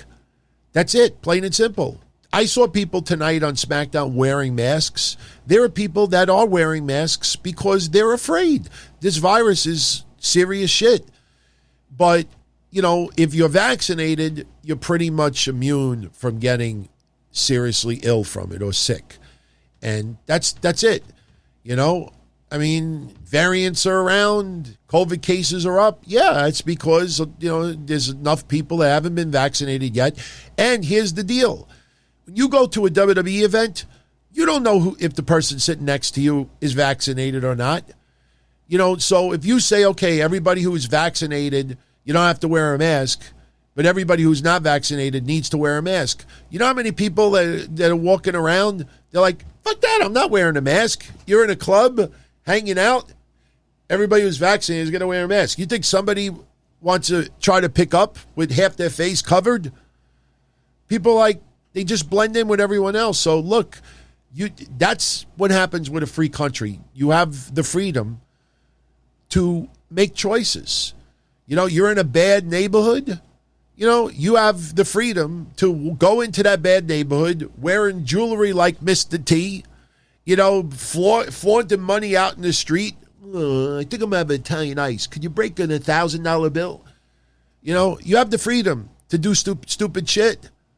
You'll pay the price for it, but you have that freedom. So hopefully I don't have to say this again. Now let's do SmackDown. Money in the Bank predictions. SmackDown. Oh, the contest. All right. You all ready? Don't hit enter yet. I am going to post something now on the chat. It'll say go. And once that is posted, anybody's entries, you see Sev, you're too soon. I didn't post it yet. So if Sev ends up being right, too soon. Now, he could type it again, but any entries above my name are not accepted. So everybody, type your prediction. Don't hit enter yet. Remember, it's the first person who comes the closest. So you want to get yours in there as quickly as possible. And people are still not listening. I'm going to type something right now. My metal keyboard, I'm going to hit this button. And when it hits enter and you see go in big letters, that's when you hit your entry. Are we ready? Go. Let's see it flood. Let's see the entries flood. Type your entries. Hurry up. Andre, vamos. Andre, come on. You got to do it fast. Let's go. You got to be one of the first entries. There we go. Oh, there we go. See, now let me also be clear. When you go 3.1 million, that is 3,100,000. Some of you, what you may want to do out there, if you want, I'm not trying to coach anybody, but if you see a lot of people doing 3,100,000, you put 3,106,000. See? It's like eBay. But now here's another thing. If you put multiple entries, I got to take your first one. So you can't type 2.8 million and then 10 seconds later type 2.9 million. I take your first entry. So keep going. Keep going.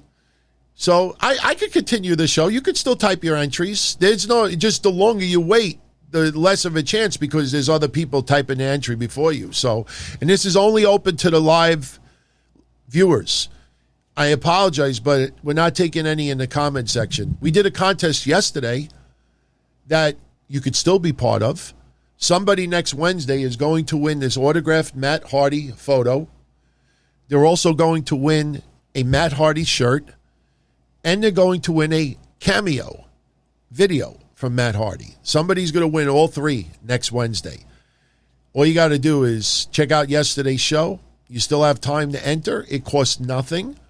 And we will announce a winner live next Wednesday. Now, you'll have to be live to claim your prize because tomorrow everybody is going to determine how long you have before you could claim your prize. Once we pick the winner next week, you probably have 60 seconds to just go in the chat room and say, I'm here, claim my prize, and it's yours. So,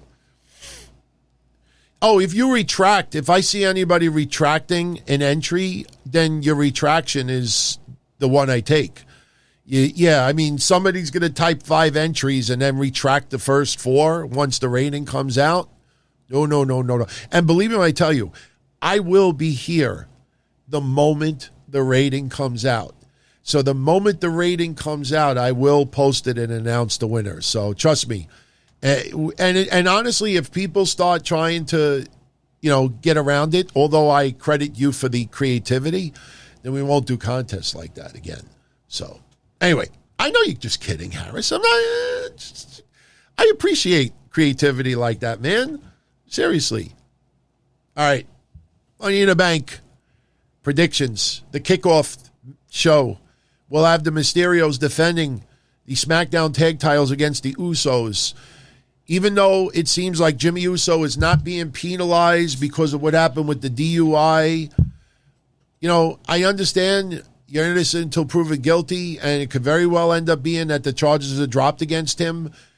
There's still video of him drinking and getting behind the wheel, and that's unacceptable. So I would be surprised, extremely surprised, if the Usos get the tag belts this quick, especially after what happened.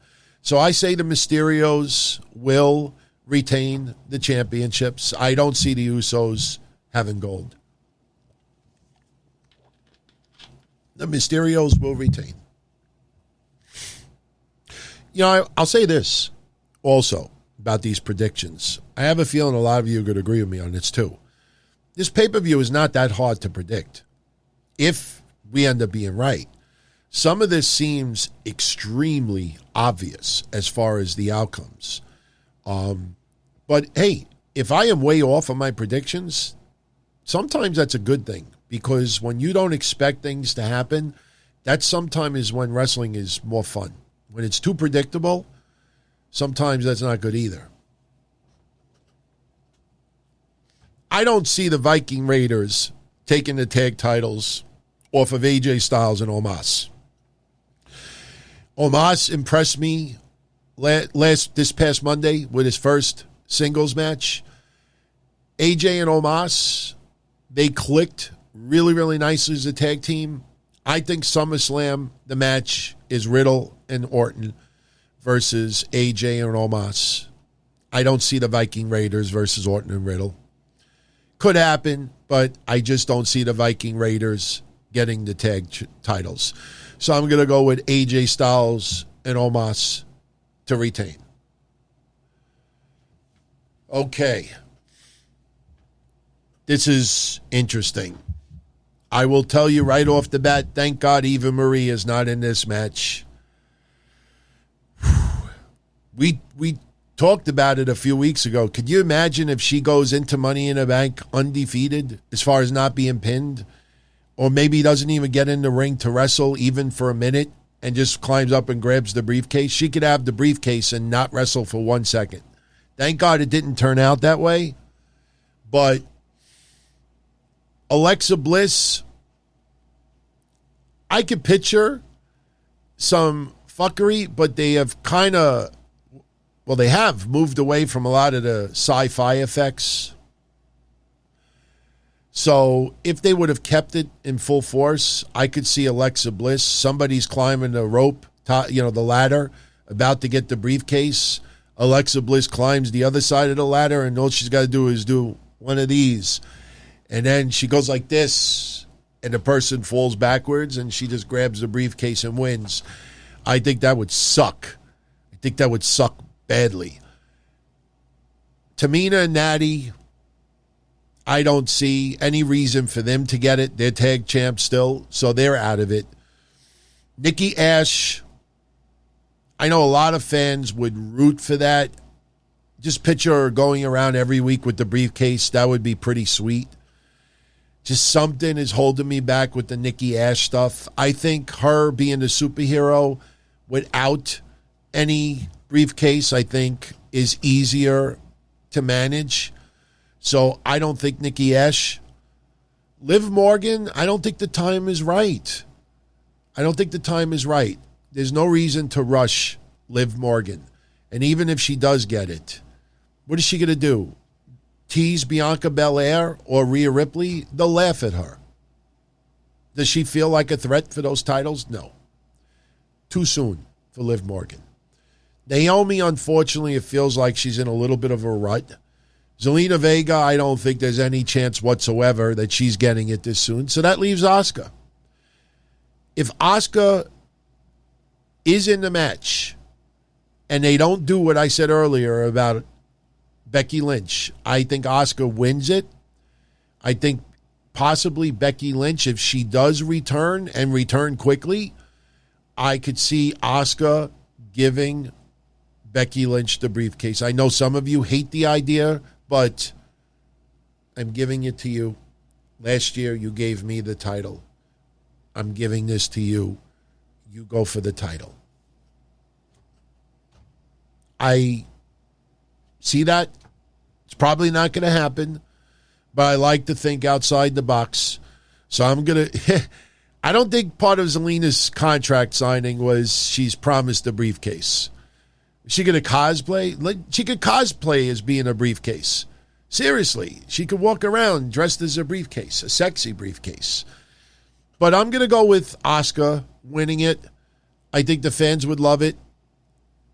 Asuka giving the briefcase to Becky Lynch based on last year, I could see that happening. So I'm going to go with Asuka winning. But if Asuka steps away and Becky Lynch is in this match, I go with Becky Lynch getting that briefcase. Men's Money in the Bank ladder match. I have to stick with what I've been saying for the last month and a half. Big E is winning this thing. Big E, if they're going to have him take on Lashley, the draft is not taking place until October. We're only in the middle of July.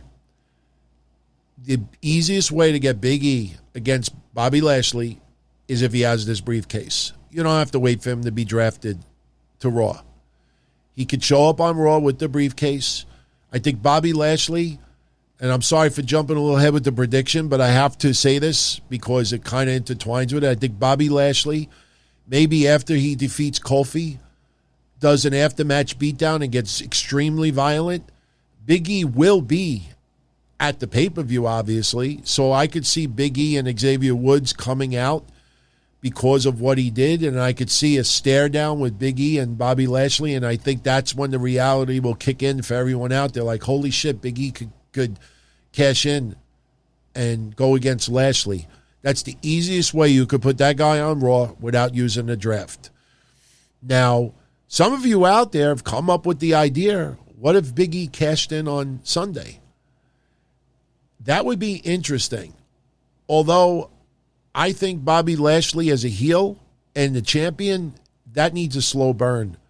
I think you have Big E versus Bobby Lashley at SummerSlam.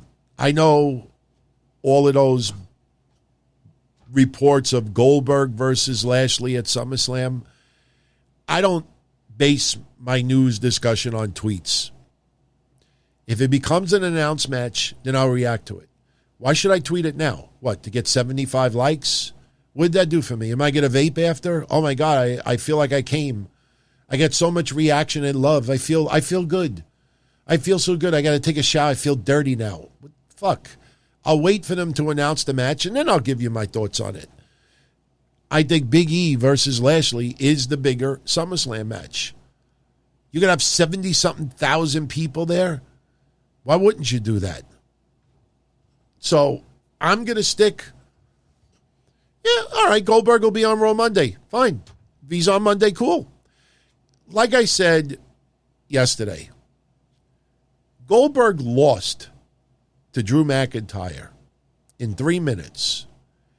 And leading up to that match, there were some people that tweeted 10, 20, 30 times about Goldberg and invested all of this crazy-ass energy complaining about Goldberg. And in the end, he wrestled a 3-minute match and lost.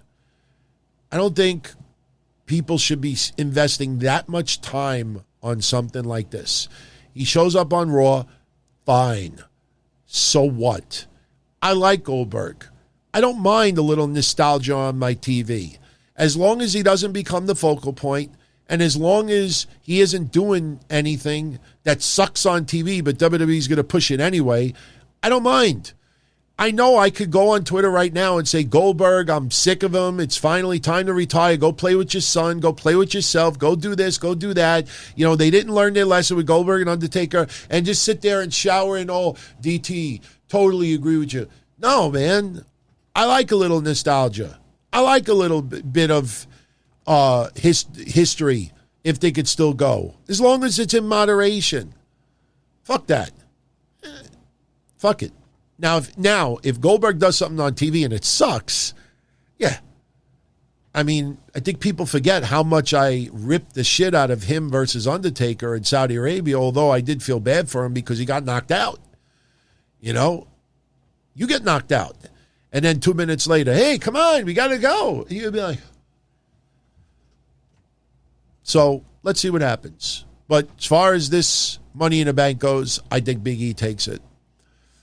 I think Morrison and Ricochet will cancel each other out. I don't know what the hell's going to happen with Riddle. Drew McIntyre, he'll probably be climbing up that ladder towards the very end of it, and something is going to happen.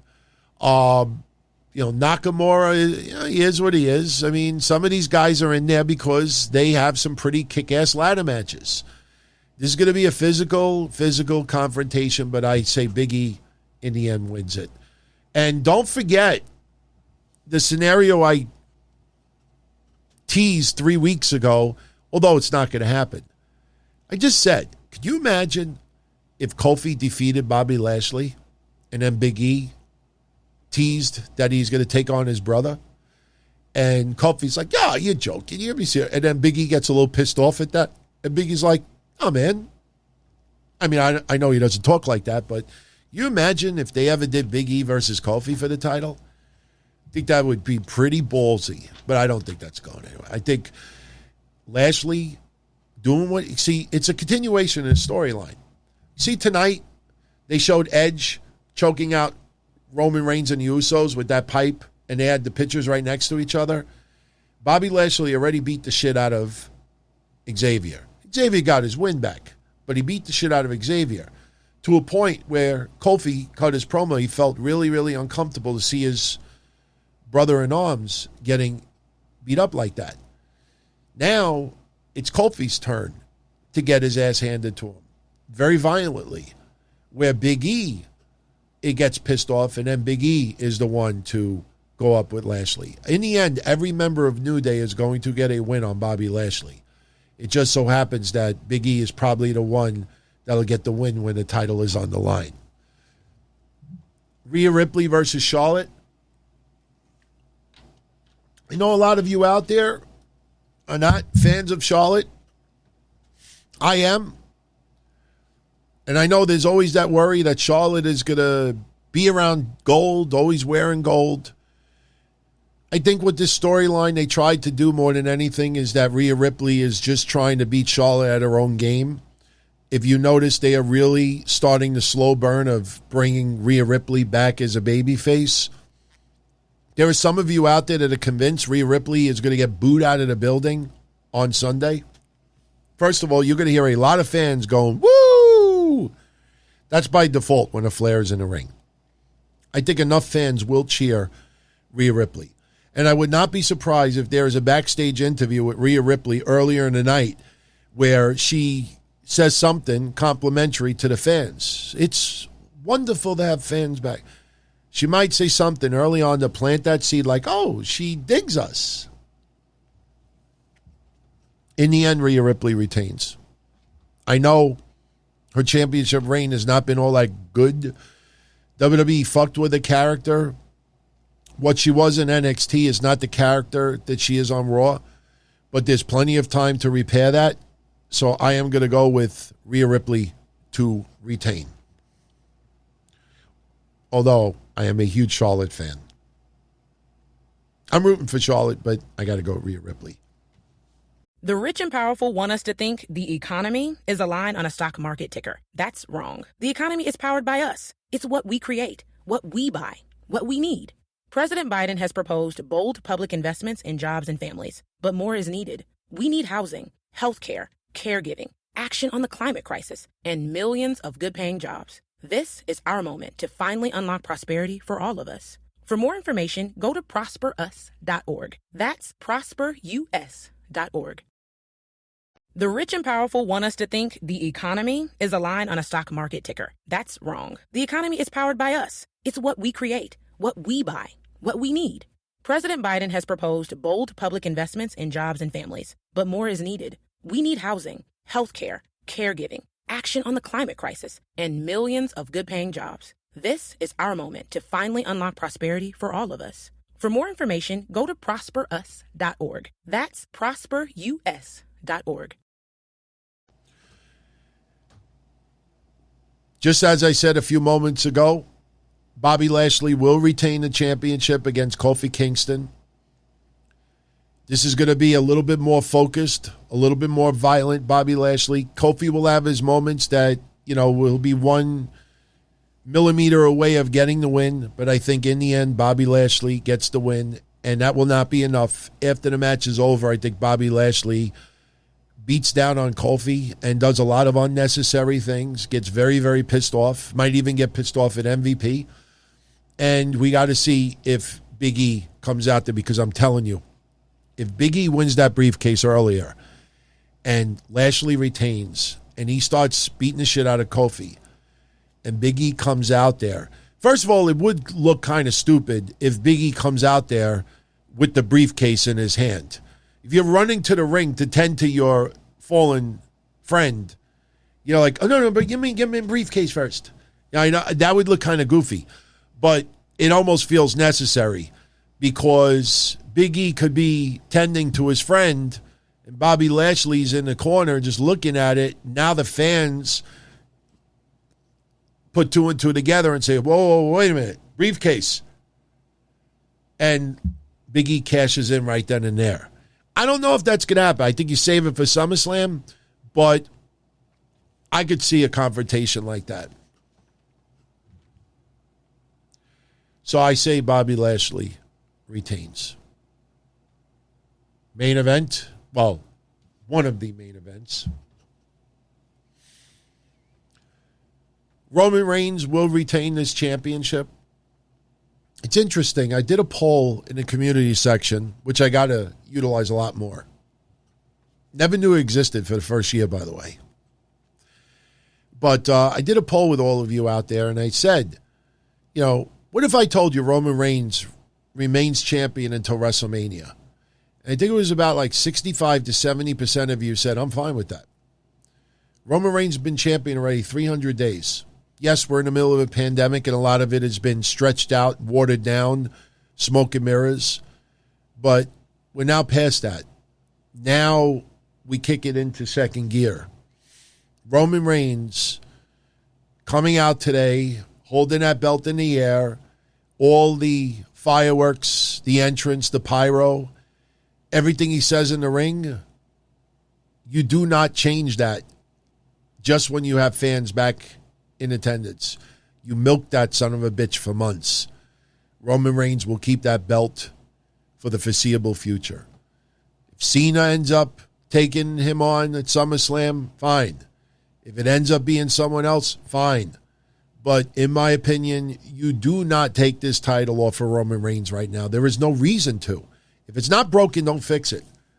The crowd reaction tonight showed they are really into Reigns. A lot of cheers, a lot of boos, but they were active. See, back in the day, a lot of Roman Reigns stuff was negative or worse, indifference. The one thing you don't want to have with a heavyweight champion is wrestling and the fans don't even react. There was so much of a buzz tonight with Roman Reigns. That's going to carry on to the next show and the next Super Show and the next pay-per-view. You do not take away from that right now. Roman Reigns does not need to be screwed out of the title. Does not the Edge, as much as I am happy that he is back and he is in full force, I still think Edge versus Seth Rollins is the way to go for SummerSlam. Shout out to This Is Pro Wrestling. Shout out to Greg in Brooklyn, Charlie Conway, Psycho 187, Mike from New York, Austin Nance, Ken terminated by DQ, Benjamin, Phil. That is your Money in the Bank predictions. I am very excited for this pay-per-view, not just because live fans are back. I mean, it's going to build up on that energy every time somebody climbs the ladder. But, you know, if you base your predictions on what I said, you know, the only title change that I see is the 24/7 championship. I wouldn't be surprised if we see a couple of 24/7 title changes. Maybe somebody shows up that we don't expect and wins the 24/7 title. I think that could very well happen. It's going to be a good pay-per-view. It really is. And we'll be around Sunday night to talk about it. So, before I close this out with Slammiversary predictions, because, you know, we got to talk about that because Kenny Omega's Impact Wrestling Championship title reign could be coming to a close in less than 24 hours. Reign Entertainment. Oh, that's from yesterday. Nero Faye, that's from yesterday. Edwin is from yesterday. Puffy89, showing love before work. Going for his first COVID shot tomorrow. Wanted to give it some time. Now it's time. Much love, my friend. You know, just be aware of any side effects. You get a little bit of cold chills. You know, what I did was I took aspirin right before I got the shot, and I took it like every 3 hours afterwards. Helped a little bit, you know, but me, looking back on it, I wouldn't change a damn thing. I got vaccinated in February. I am going to get a blood test in about a week or two just to see what level of antibodies I have inside me, just to make sure that I'm still pretty protected. But that goes out to everyone out there. Seriously, if you have not been vaccinated yet and you don't feel it's the right time, all I say is be careful. Just be careful. You know, enjoy your life, enjoy whatever you do.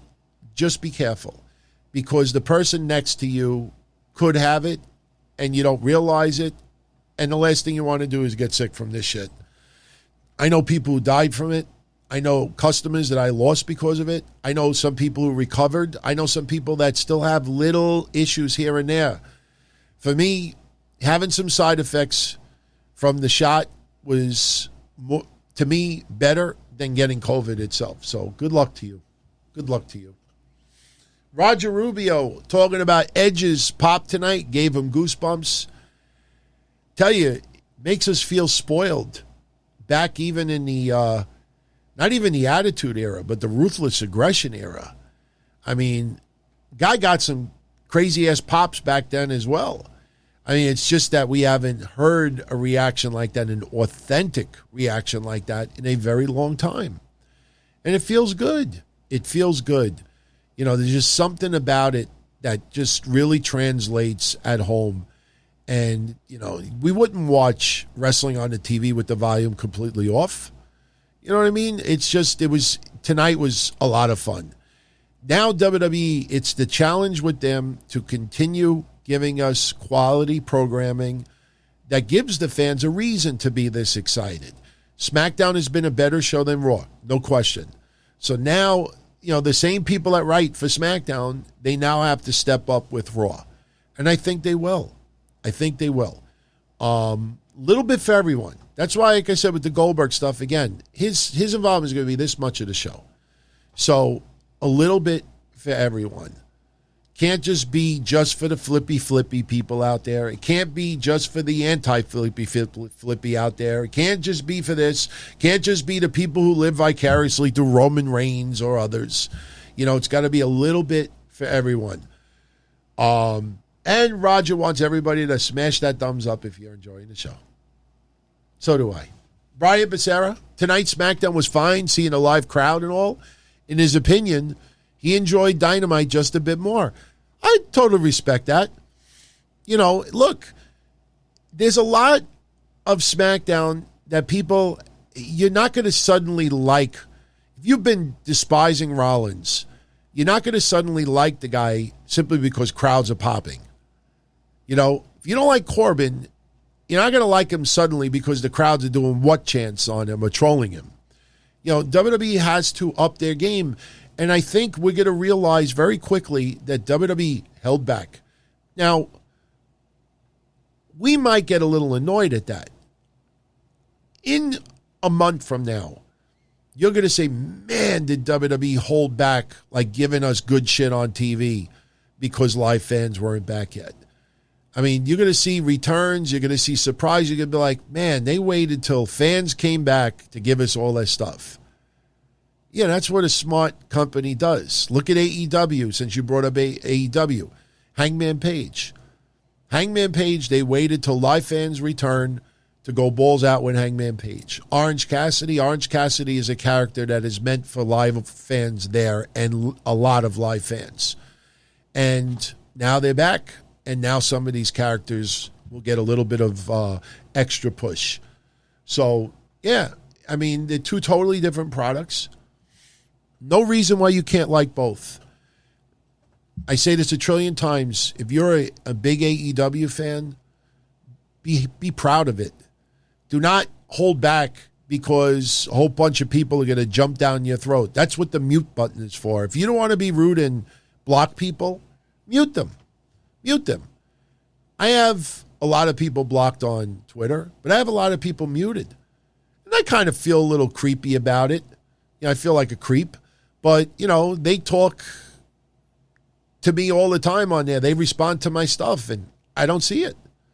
And then I'll get a DM or an email message. Hey, bro, you know, did you see what I wrote yesterday?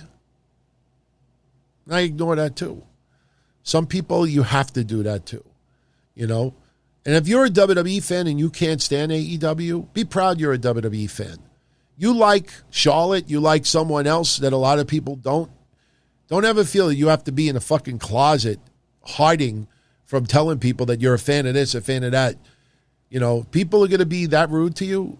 Those people should not be on your wall, in your inner circle. King of Games. Tomorrow will be 10 years since CM Punk versus John Cena at Money in the Bank. Do I have any memories of that?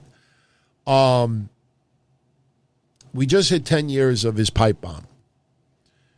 I actually, what I'll do is I will post online for everybody. Maybe I'll do it over the weekend. If not, next week, I'll post the podcast that I did the night after Money in the Bank, so you could hear my actual reaction from 10 years ago. At the time, my reaction was, he was signed with WWE already. The idea of him leaving with the belt, the Ring of Honor, and this and that, it was great. It was fun. You know, WWE putting the title behind him over Cena was great. There was one major fatal flaw, in my opinion, with that whole storyline. And if I post some of my podcasts, if I post a week after and 2 weeks after that, Money in the Bank, you'll hear me say it then, and I have not changed my view 1% since then. When they had CM Punk confront Triple H at some Comic-Con or something like that, that was just awful. The footage was fun. I thought it was entertaining. But in storyline purposes, you realized immediately that he was signed already to a deal. And when you leave, you disappear for long enough time where people are like, holy shit, this guy really is gone. You know, they tried to, do where Cena took on Mysterio, I think for the belt or something, and then you had two titles, and then they both fought each other. The minute CM Punk had that confrontation with Triple H, and it wasn't even 2 weeks after Money in the Bank, I thought that's where they had a fatal flaw. They were rushing it too fast. And, yeah, it was only a week after that. A week. Now, yes, with the most prized possession in WWE, you don't want the person to disappear for a month and not do anything with it. You have Vince McMahon making, big decisions.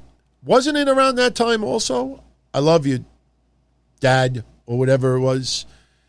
Wasn't that when Vince was relieved of his duties around this time? I think we're approaching an anniversary of that too. But, I loved the match. I thought it was one of my favorite matches at that time, and it still holds up to this day. I just didn't like the 2 or 3 weeks, 1 to 3 weeks that followed. That confrontation was way too soon, and that kind of killed a little bit of the suspension of disbelief for me. So, but great question. We'll definitely, like I said, relive part of that. You can check out my reaction, from the shows from that time. AS7607, what's up? She's currently dealing with a family emergency and watching the show to distract herself. She did join Patreon last night to support the show. Oh, welcome aboard.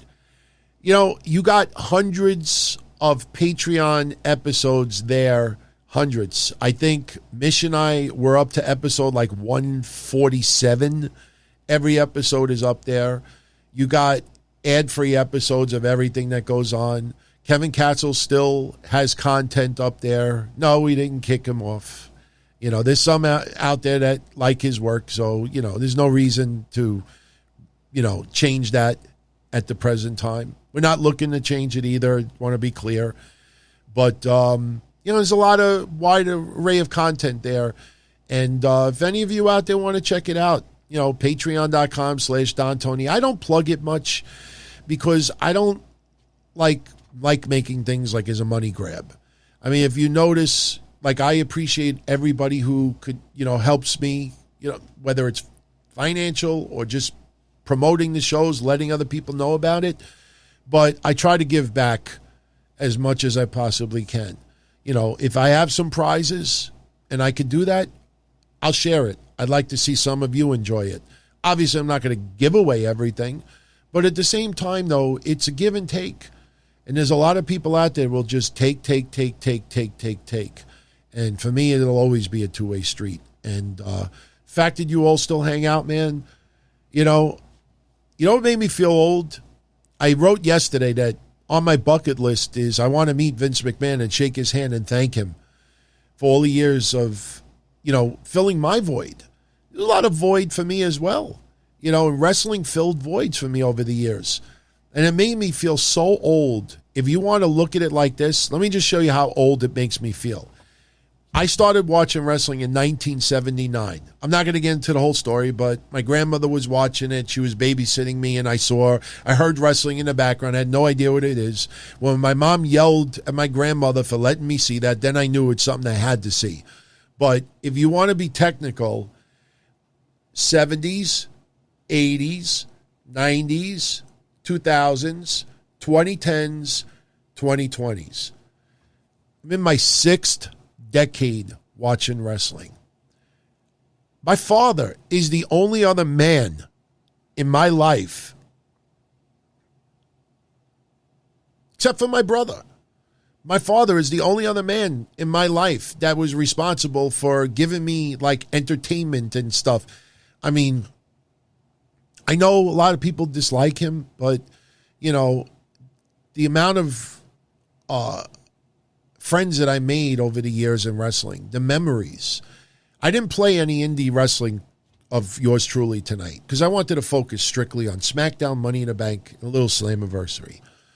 But, you know, all those memories and everything, I mean, just connecting with somebody and being able to do this now. And, you know, I'm thankful for that for wrestling. That's why I really can't shit on wrestling as much as others. You know, there are people out there that you just scratch your head and say, why is this person a wrestling fan? Oh, I get it, because if this person writes about football, they might only have 10 people talk to them.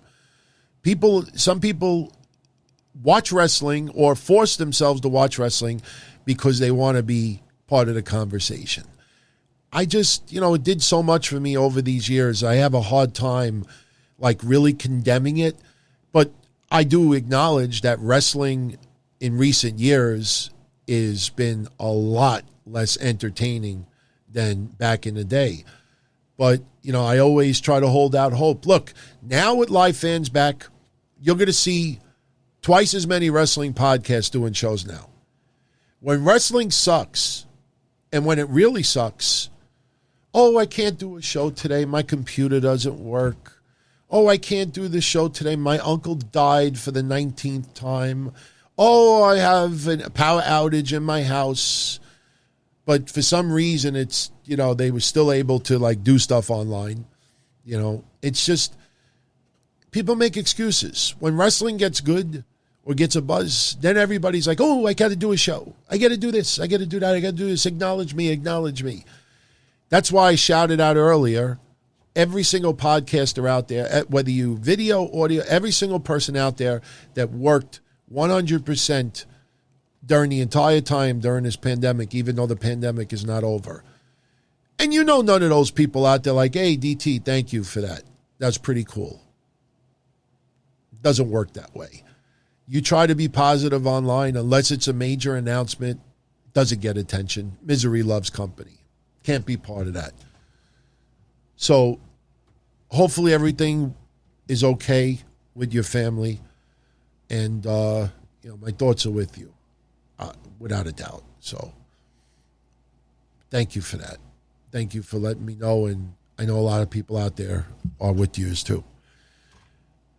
All right, before we go, I had a lot of you out there who actually do pay attention to Impact Wrestling. Obviously, the ratings are nowhere near what it used to be. They have not been very good at all, but their programming has been decent of late. They have Slammiversary tomorrow. Isn't this like their WrestleMania? And it's got almost no publicity whatsoever. And I don't care what anybody says out there, and I'm not going to go into the whole rant again. I'm just doing predictions now, but I got to just say this one last comment again. You know, you look at the last 8 months of interaction with Impact Wrestling and AEW, and it is so lopsided that I understand any interaction with AEW is better than none. But man, you know, the fact that their WrestleMania is happening tomorrow, and Kenny Omega, yes, he's got a very important storyline with Hangman Page, but there is no buzz, no mention, nothing, zero. And we picked up on this back in January or February. when we were saying, how come Rich Swann is not trying to show up at Daly's place? How come we're not seeing this? How come nobody in Impact Wrestling? And you can't just say, well, it's COVID. It was just, why wasn't there any interaction? It was so lopsided. If I was involved with Impact Wrestling, of course you don't want to burn bridges. You don't want to have any falling out with AEW, because if you do want to revisit that down the line, you don't want to reach out to AEW. Hey, you want to do a little bit more? No, we don't think so. We're a little busy right now. So obviously they don't want to burn that bridge. But as a result, to me, Impact Wrestling lost their testicles. They lost their balls. They lost, I hate saying it like this, they lost their manhood. I think you know where I'm going with that. It's not meant to be sexist. They just lost any power. They just sat back and let everything be one-sided. And to me, that's unacceptable. So I give props to Impact Wrestling for not getting vocal out there.